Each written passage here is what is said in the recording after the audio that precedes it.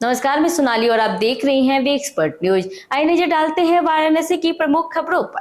आज की खबरों में मुख्य रूप से सपा सांसद का पुतला दहन कर रहे एबीवीपी कार्यकर्ताओं को पुलिस ने गिरफ्तार किया।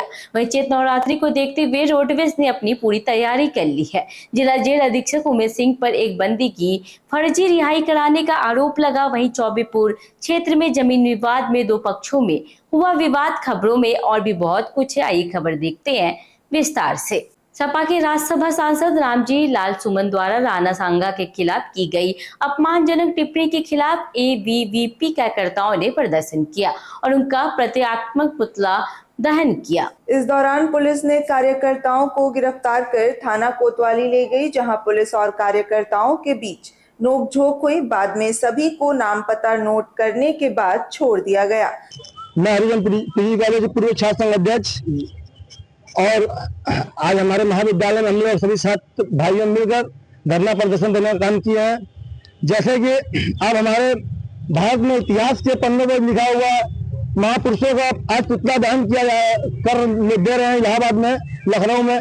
इसीलिए आज मैं उन लोगों के विरोध में और समाजवादी पार्टी के विरोध में आज अपने महाविद्यालय में सभी छात्र भाई और बहन के साथ मिलकर महाविद्यालय में धरना देने का काम किए हैं हम लोग। और वो सब देखते हुए यहाँ के हमारे कोतवाली साहब ने हम लोगों को गिरफ्तारी करने का आदेश दिया है और हम लोगों को घेराबंदी करके महाविद्यालय से कोतवाली में ले आए गए हैं। चैत नवरात्रि को ध्यान में रखते हुए चौधरी चरण सिंह बस अड्डे ने विशेष व्यवस्था की। क्षेत्रीय प्रबंधक परशुराम पांडे ने बताया कि 29 मार्च से 6 अप्रैल तक कुल 91 बसें चलेंगी। इसमें 21 बसें पहले से विंध्याचल के लिए और 70 अतिरिक्त बसें वाराणसी, कैंट, जौनपुर, गाजीपुर के लिए चलेंगी। यदि भीड़ अधिक होती है तो अतिरिक्त बसें भी उपलब्ध कराई जाएंगी। यात्रियों की सुविधा के लिए मेडिकल सुविधा और रहने की व्यवस्था भी की गई है। देखिए, जो मेन मेला है शुरुआत 29 को हम भीड़ जैसे होगी तो उसके लिए अलग से व्यवस्था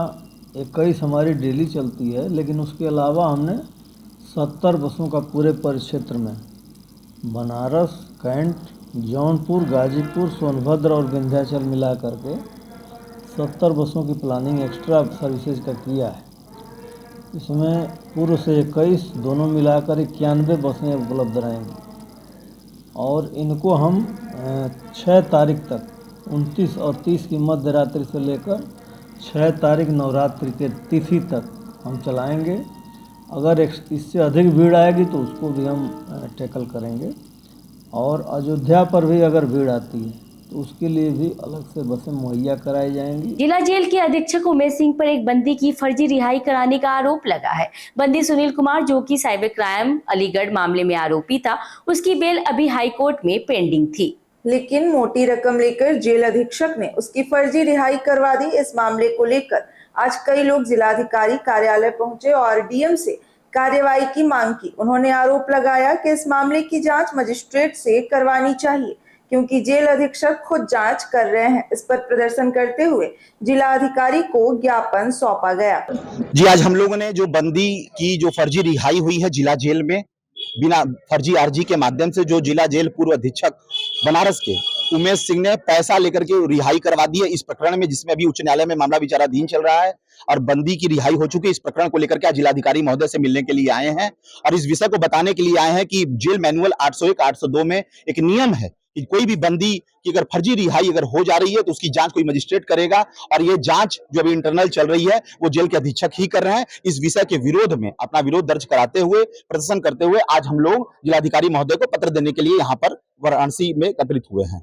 वाराणसी के चौबेपुर थाना क्षेत्र के गौरा कला गांव में जमीन विवाद को लेकर एक परिवार पे हमला किया गया। राजकुमार विश्वकर्मा ने बताया कि 2021 में उन्हें भैया लाल मौर्य और अन्य ने 1 लाख रुपए का चेक देकर सट्टा कराया था। आज तक भुगतान नहीं हुआ और जब उन्होंने बैनामा करने की बात की तो जमीन पर कब्जा करने के प्रयास में मौर्य और उनके साथी ने लाठी डंडे से हमला किया। हमले में राजकुमार और उनके बेटे रोहित राहुल गंभीर रूप से घायल हो गए। घटना 26 मार्च को सुबह 8 बजे हुई। गंभीर स्थिति में दोनों को ट्रॉमा सेंटर भेजा गया। मैं नीतू विश्वकर्मा, हम गौरा से हैं।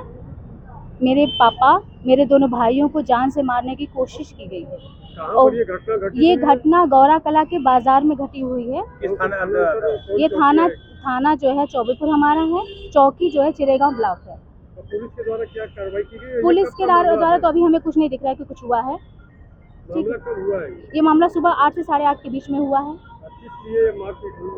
मारपीट से ये जमीन को लेकर के 420 का मामला है। वो सिर्फ हमें जो है 1 लाख दे करके चेक, वो भी क्लियर नहीं हुआ है। उससे जो है कि ज़मीन सोच रहे हैं कि हम उनको पूरी दे दें, और चौकी पर बिठाकर हमसे जो है ज़बरदस्ती जो है 20 लाख का चेक साइन करवाया गया है।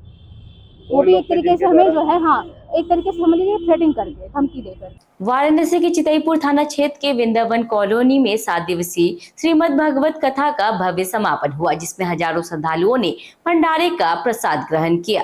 कथावाचक ने बताया कि भागवत का अर्थ है भगवान, जिनसे हम कभी भाग नहीं सकते। भागवत श्रवण से भगवान हृदय में वास करते हैं, हमें सत्कर्म करने का मार्ग दिखाते हैं।